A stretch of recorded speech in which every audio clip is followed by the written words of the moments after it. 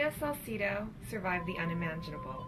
20 years ago, her father, Ramon Salcido, killed 7 people, including her mother and sisters.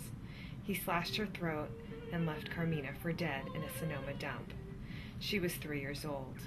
Carmina has forgiven her father, who is on death row at San Quentin. She is now sharing her story in a new book. She lives in Sonoma and works as a dog groomer and keeps in contact with her uncle Louis Richards in Sacramento. She dreams of a professional singing career.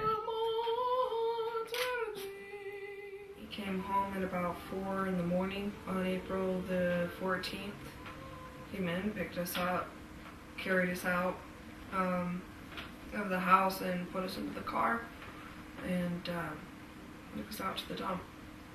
Happened, I remember him just coming home drunk a lot of the time, you know, being very angry, and that's something I mentioned to him the first time I went and actually saw him in prison, and I said, you know what, I know that your relationship with Angela wasn't always the best, you know, and he was like, no, it was like perfect, everything was perfect before that day. I was like, no, stop right there. I remember you coming home and like yelling at her, and this isn't the night before, you know, you took us out that morning. You came home, you were, you know, we were scared. We ran all the way back to our room. When he'd come home like this, he'd come home cursing, yelling, swearing, hitting her, pulling her hair, yelling at her, as I've said it many times. And I don't think saying it again and again makes it any easier. I think writing it brought me the closest to the story I've ever been than saying it. You know, I keep my composure when I need to, you know, but it always in my own comfortable space. You know, I definitely cry. There's definitely times when, you know, it's very hard dealing with it.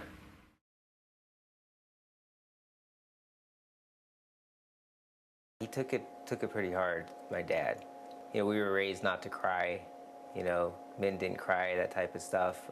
The first night, he pretty much cried all night. Till the funeral, when we went and I saw the open caskets and everyone laying there, I kind of broke down then.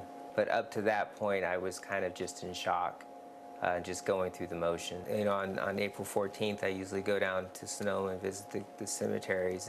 You know, and it's not that I don't think about them a lot throughout the year, but you know, you try to think about the good times. Yeah, I won't lose a bit of sleep if you know, when I find out he was put to death. But then again, that's, you know, he killed my family.